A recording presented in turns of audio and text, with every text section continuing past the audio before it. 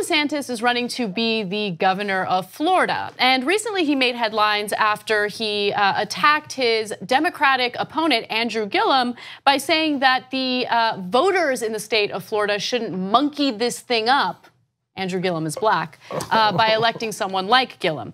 Now, there's new news about DeSantis. Apparently, he has spoken 4 times at a conference organized by conservative activist David Horowitz. So why would that be problematic, Cenk? David Horowitz is a terrible guy. Yeah, but why? Why is he a terrible guy? Okay, so they've got theories on white race wars, and a lot of the speakers at the conference were also terrible people, like Milo Yiannopoulis. And then these, I mean, they were in the White House, so I don't know what to do with them, but Steve Bannon, Sebastian Gorka, and then there's Dutch far-right leader Geert Wilders, and he was also at these.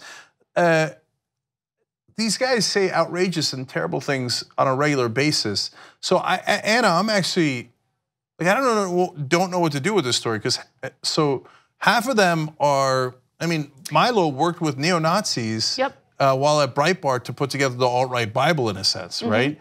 On the other hand, the president says that there are good people on the Nazi side. Well, I think it's important to fight back against normalizing the kind of rhetoric that you see from these terrible people. And so I like the fact that this story made news. I like the fact that him participating on 4 different occasions or at these types of events is something that could hurt him in this election. And for me, more than anything, this further reinforced what we already believed after the previous controversy ensued, the one about him saying that voters shouldn't monkey this up, or he shouldn't monkey this up, referring to Andrew Gillum. You know, there was some question about whether or not he misspoke or whether or not he actually meant to use a racist trope in referring to Andrew Gillum. And now I believe we have more evidence that reinforces what we already believed. We have our answer. It's very similar to the guy running in Virginia for the Republicans on the Senate side.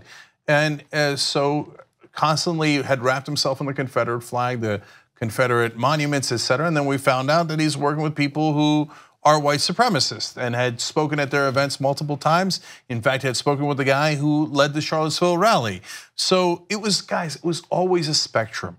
So this is the same party that did the Southern strategy. The whole point of the Southern strategy, which the Republican Party has now apologized for twice over, they're probably now under Trump taking it back, but was go appeal to racists in the South by using coded racist language against blacks and other minorities. So for the other Republicans to act shocked and chagrined now is wildly disingenuous.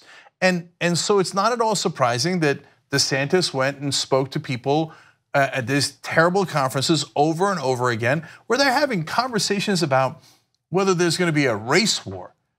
But first of all, let's acknowledge that in America, there already was a race war. And so luckily, and then there was a real war to undo the race war. That was called the Civil War, okay? So, but minorities never started any of these. But in their crazy minds, they're like, oh my God, the minorities are gonna do this. Why? As always, projection. Now, it's one thing when they're at these goofy things. They called David Horowitz Freedom Center Restoration Weekend. Restore my freedom to oppress other people, right? Yep.